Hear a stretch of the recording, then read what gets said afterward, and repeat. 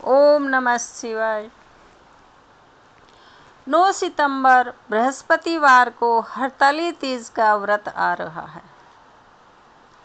शिव जी के पाने के लिए माता पार्वती ने किया था ये व्रत, इसलिए पति की लंबी उम्र के लिए होती है इस दिन शिव पार्वती की पूजा। बिना पानी किए जाता है हरताली तीज का व्रत।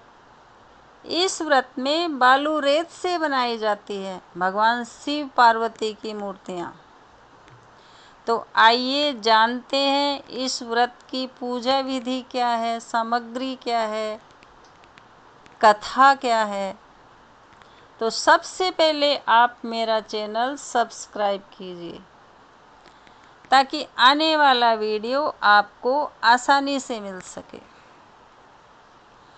भाद्रपद महीने के शुक्ल पक्ष की तृतीया को हरताली का तीज का व्रत किया जाता है। ये व्रत उत्तर प्रदेश, उत्तराखंड, मध्य प्रदेश, छत्तीसगढ़, बिहार, झारखंड और राजस्थान में खास तौर से किया जाता है। इस व्रत की कथा के अनुसार देवी पार्वती ने भगवान शिव को पाने के लिए अपनी अलिकाओं के साथ यानी सहेलियों के साथ ये व्रत किया था, इसलिए इसे हरतालिका व्रत कहा जाता है। इसीलिए महिलाएं अपने पति की लंबी उम्र के लिए ये व्रत करती हैं। इनके साथ ही कुंवारी लड़कियां भी अच्छा पति पाने के लिए ये व्रत करती हैं। इस व्रत में पूरे दिन बिना पानी पिए उपवास किया जाता है और शाम को बालू रेत से श्री गणेश और भगवान शिव पार्वती की मूर्तियां बनाकर पूजा की जाती है। इसके बाद पूरी रात जागरण करते हुए चारों प्रहर की पूजा की जाती है, यानी हर 3 घंटे में पूजा होती है। हरताली तीज पर माता पार्वती और भगवान शंकर की विधि विधान से पूजा की जाती है। भगवान शिव पार्वती की पूजा प्रदोष काल में किया जाता है। सूर्यास्त के बाद मुहूर्त को प्रदोष काल कहा जाता है। यह दिन और रात के मिलन का समय होता है। पूजा के लिए भगवान शिव, माता पार्वती और भगवान गणेश की बालू, रेत व काली मिट्टी की प्रतिमा हाथों से बनाई जाती है। पूजा स्थल को फूलों से सजाकर एक चौकी रखें और उस चौकी पर केले के पत्ते रखकर भगवान शंकर, माता पार्वती और भगवान गणेश की प्रतिमा स्थापित करें। इसके बाद देवताओं का आह्वान करते हुए भगवान शिव, माता पार्वती और भगवान गणेश का पूजन करें। सुहाग की सारी वस्तुएं रखकर माता पार्वती को चढ़ाना इस व्रत की मुख्य परंपरा है। इसमें शिव जी को धोती और अंगोछा चढ़ाया जाता है। ये सुहाग सामग्री सास के चरण स्पर्श करने के बाद ब्राह्मणी और ब्राह्मण को दान देना चाहिए। हरतालिका तीज व्रत में जल ग्रहण नहीं किया जाता। ये करवा चौथ के व्रत से भी ज़्यादा कठिन होता है।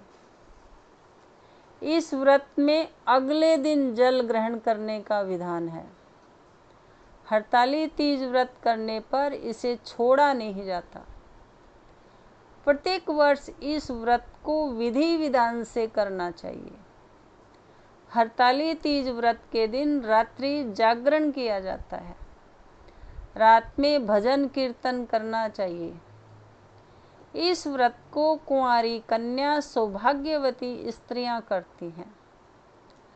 हरताली तीज व्रत में देवी पार्वती की पूजा में सुहाग सामग्री चढ़ाई जाती है, जिसमें मेहंदी, चूड़ी, बिछिया, काजल, बिंदी, कुमकुम, सिंदूर, कंघी, माहौर आदि।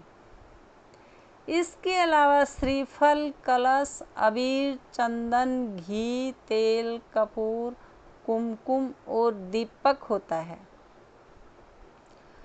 व्रत कथा। हरतालिका तीज व्रत भगवान शिव और माता पार्वती के पुनर्मिलन के उपलक्ष्य में मनाया जाता है।